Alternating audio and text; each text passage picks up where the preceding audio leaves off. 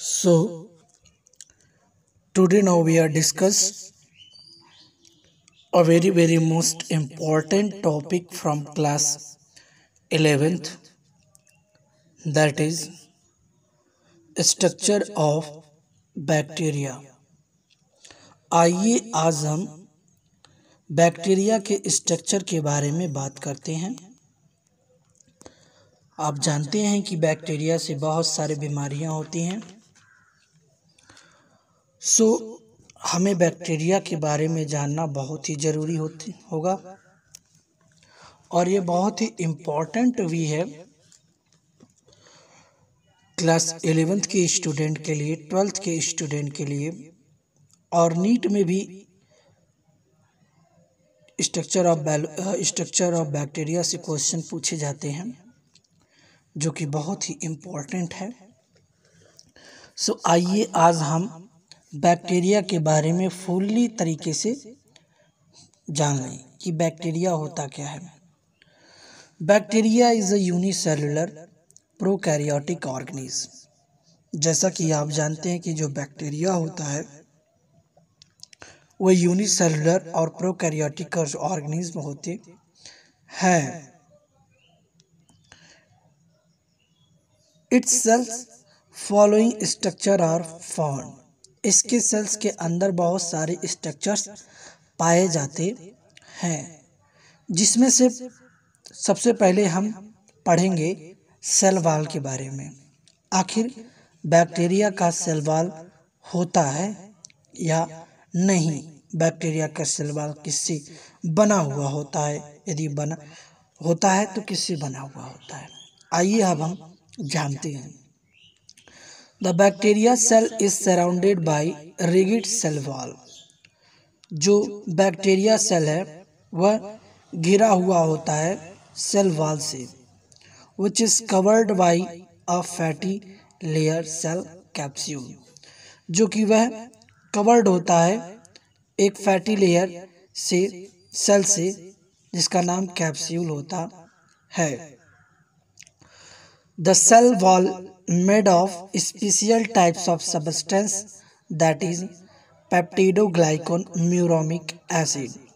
जो बैक्टीरिया का cell wall होता है वह स्पेशल टाइप्स के सब्सटेंस से बना हुआ होता है, जिसका नाम होता है peptidoglycan and muramic acid, which is also known as mucopeptide, जो कि म्यूकोपेप्टाइड के नाम से भी जाना जाता है। It is a different form of the cellulose. यह सेल्यूलोज का डिफरेंट फॉर्म होता है। The cellulose is found in all other plant along with these chemicals some other types of amino acid। जो सेल्यूलोज होते हैं बहुत सारे प्लांट में पाए जाते हैं। नाउ अब हम बात करेंगे बैक्टीरिया का cell membrane. Below the cell wall, cell wall के नीचे a very thin and elastic cell membrane और plasma membrane is present. Okay, cell wall के नीचे एक बहुत ही थिन, पतला, इलास्टिक, लचीला तरह का सेल मेम्ब्रेन होता है और प्लाज्मा मेम्ब्रेन उसे कहते हैं। सेल मेम्ब्रेन को ही प्लाज्मा मेम्ब्रेन कहते हैं और प्लाज्मा मेम्ब्रेन को ही बायोलॉजिकल मेम्ब्रेन भी कहा जाता है। Plasma membrane which is made of lipid and protein. जो प्लाज्मा मेम्ब्रेन होता है वह लिपिड और प्रोटीन से बना हुआ होता है। It is selective permeable membrane, यह सेलेक्टिव परमिएबल मेम्ब्रेन होता है। इसका मतलब क्या होता है कि बैक्टीरिया सेल के अंदर जो भी मटेरियल्स होते हैं, यदि उसे बाहर निकालना जाए, अंदर बाहर आना निकलना, वह सेलेक्टिव परमिएबल मेम्ब्रेन के द्वारा ही होता है। which involve in the transportation different types of material inside and outside of the bacteria cell। Okay, अब हम बात करेंगे साइटोप्लाज्म के बारे में।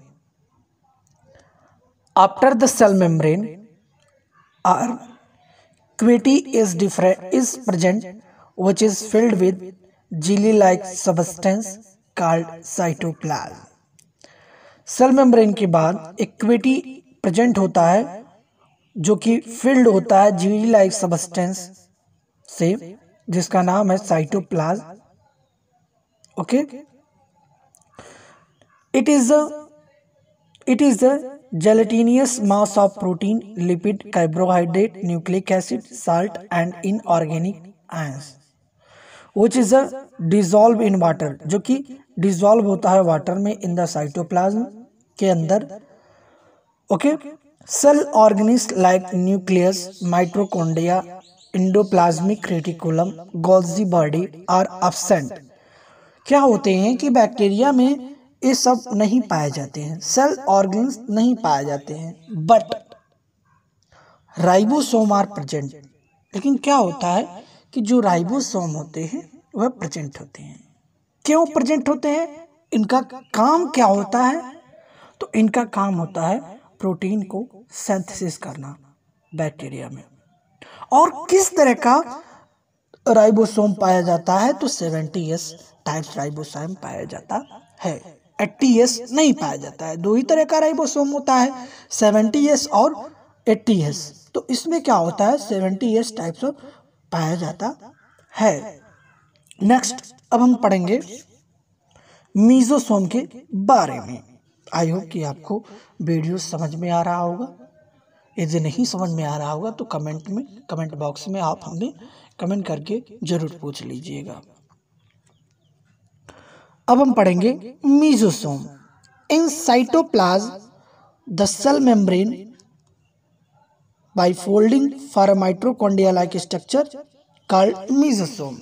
ओके, माइटोकॉन्ड्रिया की तरह स्ट्रक्चर का होता है, एक फोल्डिंग तरह का होता है साइटोप्लाज्म के अंदर, जिसका नाम होता है मीजोसोम.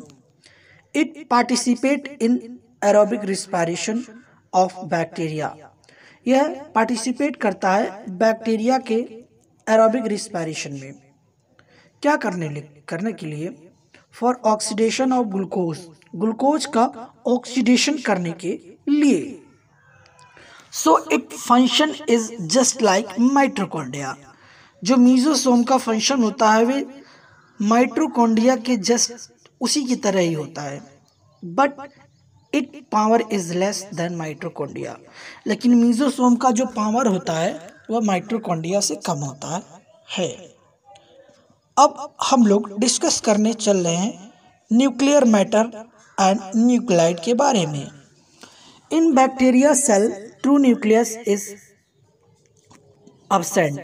बैक्टीरिया में क्या होता है कि ट्रू न्यूक्लियस एब्सेंट होता है, क्योंकि न्यूक्लियर मैटर और न्यूक्लियोलस आर एब्सेंट. क्योंकि न्यूक्लियर मेम्ब्रेन और न्यूक्लियोलस एब्सेंट होते हैं. It contain a single chromosome. यह सिंगल क्रोमोसोम कंटेन करते हैं, विच फाउंड इन साइटोप्लाज्म, जो कि साइटोप्लाज्म में होते हैं. This nuclear matter is known as insufficient nucleus और न्यूक्लियाइड. इस न्यूक्लियस मैटर को हम इनसफिशिएंट न्यूक्लियस कहते हैं या न्यूक्लियोइड कहते हैं.